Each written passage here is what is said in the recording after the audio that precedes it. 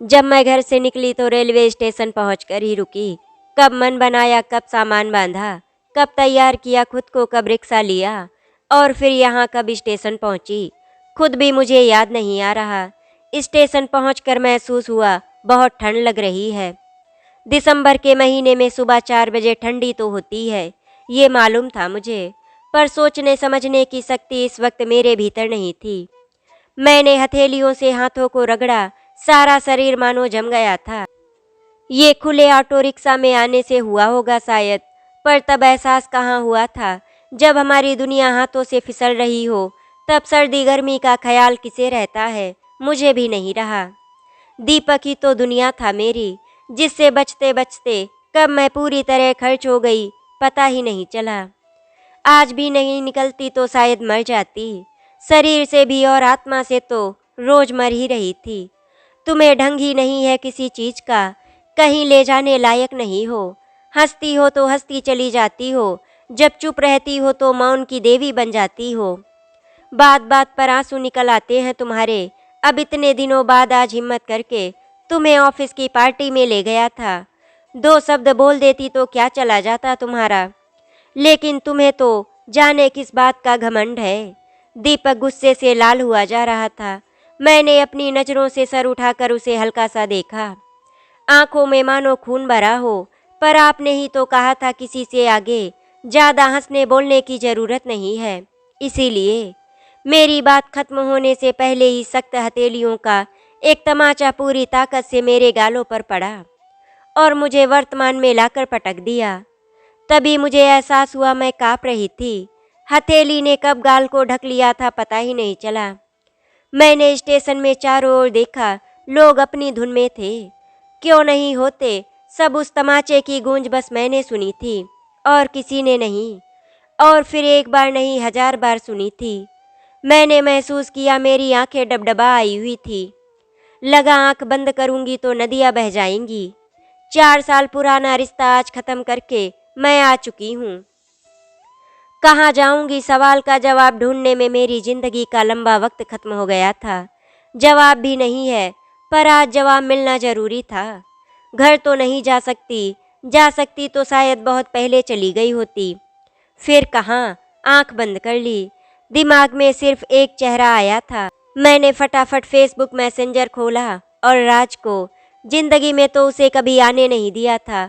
Facebook friend की list में भी उस समय तमाम पुरुष वर्ग को निकाले 3 साल हो चुके थे। फिलहाल और कोई नहीं था। उस पर थोड़ा यकीन था तो मैंने मैसेज भेजा, कहाँ हो आजकल, मुझसे संपर्क करो, बहुत ही अर्जेंट है।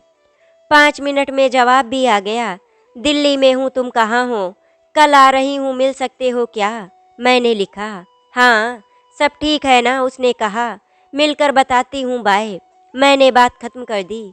क्या बताऊंगी मैं उसको कि मैं हार गई, और कोई चारा भी था क्या। ट्रेन में बहुत भीड़ थी, पर मुझे लगा मैं वहाँ अकेली बैठी हूँ।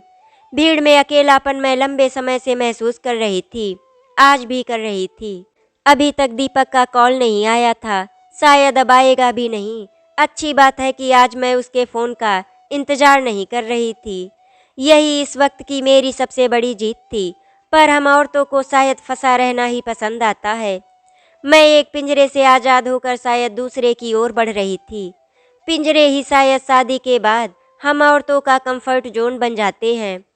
कभी पति का बनाया पिंजरा, कभी मायके वालों का, या कभी फिर किसी और का, जिसे हम अपना हमदर्द समझते हैं। हमें लगने लगता है कि इस पिंजरे के बाहर हमारा अस्तित्व खत्म हो जाएगा। लेकिन आज उस पिंजरे से बाहर मैंने उड़ान भर ली थी और मेरा अस्तित्व अभी कायम था। शादी से पहले कहीं जाते वक्त मैं हमेशा जीन्स और कुर्ती पहन लेती थी, ताकि मोबाइल और कुछ पैसे जेब में रख सकूं। हाथ में पकड़कर रखना मुझे अच्छा नहीं लगता था।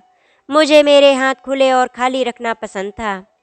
आज एक लंबे समय के बाद बाहर निकल मैंने वही पहना था। हाथ खुले थे, खाली थे। अचानक माँ की बात याद आ गई। हाथ ज़्यादा खुले हो तो लड़की का घर बसना मुश्किल हो जाता है। पूरे घर को पकड़कर चलने वाली का गुण लड़की में होना चाहिए। माँ ने शायद किसी और संदर्भ में कहा होगा, पर आज लगा कि सच ही तो कहती थी माँ। शायद इसीलिए मेरा घर नहीं टिक पाया। कुछ पकड़ कर ना चलने की आदत की वजह से आज हाँ सच में खाली रह गया। अचानक ट्रेन रुकने की आवाज़ ने मुझे ख्यालों से बाहर निकाला। जिन तकलीफ़ों को झेल कर मैं यहाँ तक पहुँची थी, उनके आगे ये सफ़र फिर भी काफ़ी आसान था। एक झटके के साथ ट्रेन चल पड़ी। मैंने देखा सामने एक लफंगा सा लड़का अपने बगल में इतनी सी जगह बनाकर मुझसे कह रहा था, आप यहाँ बैठ जाइए। मैंने नामे गर्दन हिलाई। वो उठ खड़ा हुआ। मैं उतरने वाला हूँ आगे, आप बैठ जाइए। सकुचाते हुए मैं बैठ गई। लड़का अच्छा ही था। अगले स्टेशन पर उतर गया। मैं बेकार में गलत समझ रही थी। अब जब कोई बुरा बर्ताव करता तो मुझे स्वाभाविक लगता था, कोई अच्छा बनता तो शक होता था। अनुभव बहुत कुछ सिखा गया था। सामने वाली सीट पर एक औरत एक आदमी के कंधे पर सिर टिकाकर सो रही थी। देखने में मुझे पति पत्नी लगे। नींद में औरत का सर अचानक लुढ़क जाता है। वो आदमी झट से अपना सहारा देकर उसे वापस अपने कंधे पर टिका देता। फतेहाल सा पहनावा, मामूली सी शक्ल सूरत के मालिक थे दोनों, पर वो औरत मुझसे काफ़ी अमीर लगी। उस वक्त मेरी जिंदगी में ये पल क्यों नहीं आया? फिर पुरानी याद आ गई। इसी तरह एक दिन मैं और दीपक ट्रेन का सफ़र कर रहे थे। फ्लाइट का टिकट ना मिलने की वजह से ट्रेन में बुकिंग कराई। शादी को मुश्किल से 6 महीने ही हुए थे। RAC की टिकट थी और एक ही सीट। इसी तरह मैंने भी सर टिकाया था उसके कंधे पर। एक झटके के साथ मेरे कानों में गूंजा, ठीक से बैठो। सारी नींद काफूर। पूरे रास्ते दीपक मुझे ठीक से बात करने, खाना खाने और बैठने का ढंग सिखाते रहे। कुछ देर बाद मैं किसी सहयात्री की बात पर थोड़ा जोर से हंस दी थी। दीपक चीख पड़े, ये क्या है, फालतू बातों पर हंस देती हो, थोड़ा ऊपर उठ जाओ। अब इन लोअर मिडिल क्लास वाली हरकतों से। मैंने देखा सब मुझे ही देख रहे थे। आत्मसम्मान पर यह करारी चोट थी। बहुत दर्द हो रहा था मुझे। इसके बाद भी ये सिलसिला बरकरार ही रहा।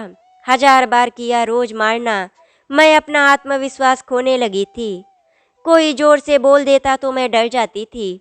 लोगों से मिलना ना के बराबर हो चुका था। दीपक से शादी का फैसला मेरा अपना था।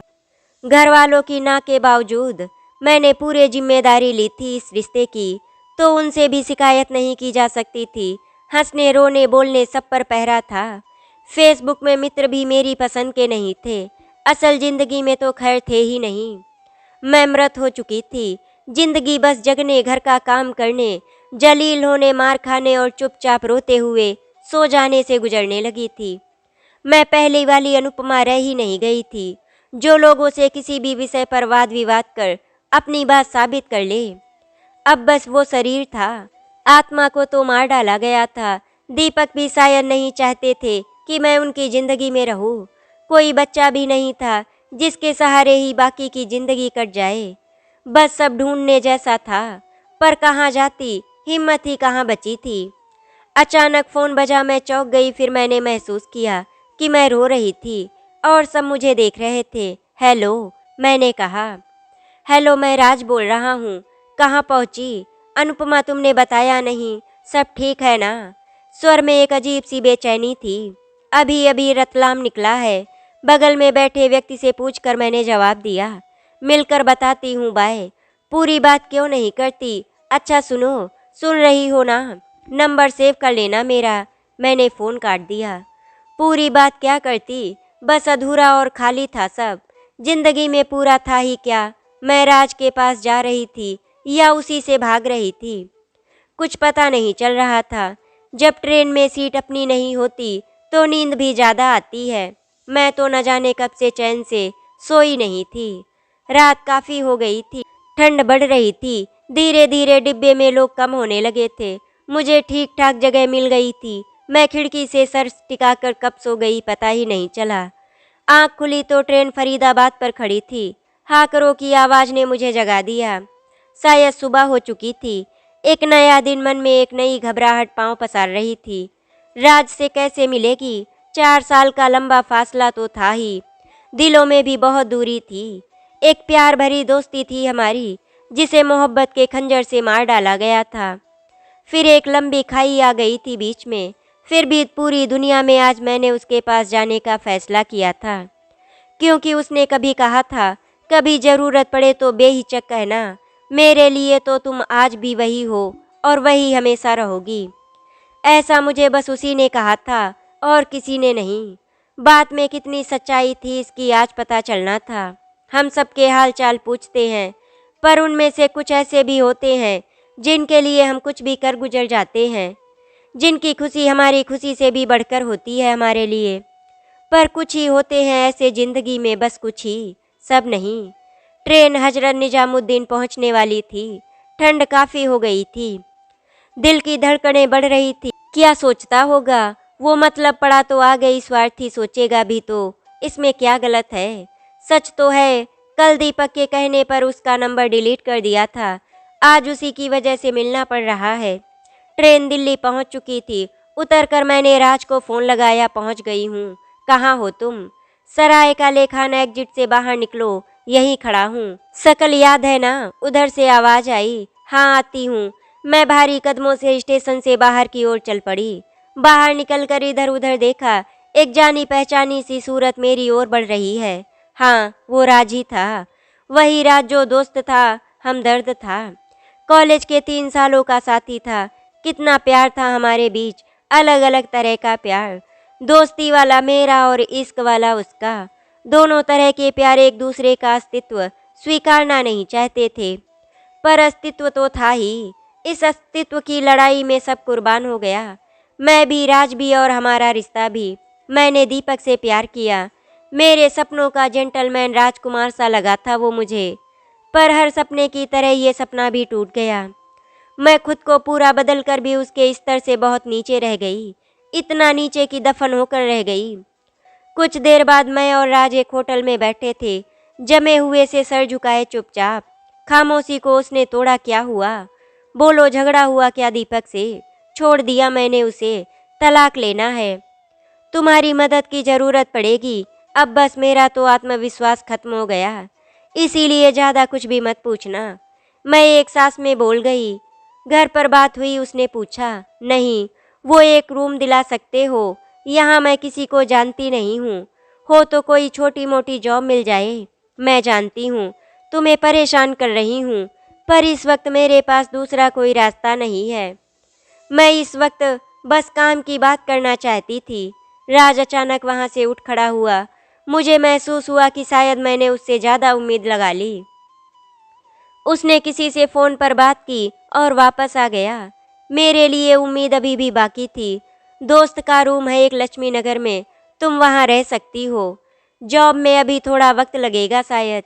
चलो रूम पर छोड़ देता हूँ। उसने जैसे एहसान का एक और पत्थर मेरे ऊपर लाद दिया। तुमको ऑफिस नहीं जाना, तुम जाओ, मैं ढूंढ लूँगी। मैंने छुट्टी ली है आज। चलो, उसने कहा। मैं रास्ते भर यही सोचती रही, कितनी स्वार्थी हो गई हूँ मैं, और कितना बड़ा बोझ है राज के एहसानों का। पता नहीं इस बोझ के तले मैं कितना चल पाऊंगी। रास्ते में ही हम एक वकील से मिले, तलाक के पेपर तैयार करने के सिलसिले में। मैं सब कुछ जल्द से जल्द खत्म करना चाहती थी। खाना भी रास्ते में ही खा लिया हमने। मुझे याद आया, मैंने पूरे 30 घंटे बाद कुछ खाया था, और इस दौरान भूख के सिवाय बाकी सब महसूस कर लिया था मैंने। करीब 4 घंटे बाद हम रूम पर पहुंच चुके थे। मुझे छोड़कर राज निकल गया। आज कितनी औपचारिक मुलाकात थी हमारी। कॉलेज के दिनों में हमारी बातें ही खत्म नहीं होती थी। आज अजीब सा सन्नाटा था। दरवाज़ा भीतर से बंद कर मैंने चारों ओर देखा। साधारण सा कमरा, छोटा सा किचन। इस वक्त वो भी किसी महल से कम नहीं था मेरे लिए। मैं थक गई थी, बिस्तर पर लेट गई। मेरे अंदर बहुत कुछ चल रहा था। आंखें बंद हो रही थी। एक बार बिस्तर पर पड़ी तो सीधे सुबह ही आंख खुली। काफ़ी दिनों बाद चैन की एक लंबी नींद मिली थी। सुबह एक नया दिन बाहें फैलाए इंतजार कर रहा था। मन घबरा रहा था, यहाँ तक तो आ गई, अब क्या। तभी तार से जवाब आया। दीपक से है छूटना, कानूनन और मन से भी। कितना अजीब होता है, कहीं जुड़ नहीं पाता तो कहीं से छूट नहीं पाता। अचानक फ़ोन बजा, देखा तो घर से था। खबर कर दी गई। हेलो, कहाँ हो तुम? दीपक से बताया, घर से चली गई हो। कहाँ चली गई हो? पति पत्नी के बीच तो छोटी छोटी बहस होती ही रहती हैं। तुमको पहले ही समझाया था, अब चुना तो तुमने ही था उसे, अब निभा भी। माँ का सौतेला सा व्याख्यान। दिल बुरी तरह टूट कर बिखर गया एक बार फिर। क्यों इतना सौतेलापन क्यों? बस इसीलिए कि अपनी मर्जी से शादी की। बताकर तो की थी तुम्हारी आंखों के सामने। तुम्हारी औलाद हूँ। गलत फैसला किया तो तुमने मुझे मरने को छोड़ दिया। बात छोटी थी या बड़ी, ये फैसला भी खुद कर लिया बिना सोचे समझे। काश तुम मुझसे पूछती असली वजह। काश कहते कि वापस आ जाओ बेटा, घर के दरवाजे खुले हैं तुम्हारे लिए। काश आंचल में छुपा लेती माँ। मन में चलते तमाम तरह के तूफान, सब बाहर आने को बेताब। शब्द जैसे गले में फंस गए हों। कुछ भी नहीं बोला गया। अरे चुप क्यों हो? वापस लौट आओ बेटा। तुम्हारा बुरा थोड़ी चाहेंगे हम लोग। अब कहो कुछ उधर से अधीर सी आवाज़। सब ठीक है माँ, दिल्ली में हूँ और मैं देख लूँगी। आप लोग चिंता न करें। आप लोग कैसे हैं सब? मैंने शब्दों को बाहर धकेल कर बोला, हम भी ठीक हैं। जल्दी वापस आओ। वापसी में इलाहाबाद होते हुए जाना। ठीक है। एक बार फिर मेरी गवाही बिना सुने फैसला सुना दिया था। मैंने हाँ कह दिया, पर इस बार हर बार की तरह वापसी मुमकिन नहीं थी। इस बार करना था या मर जाना था।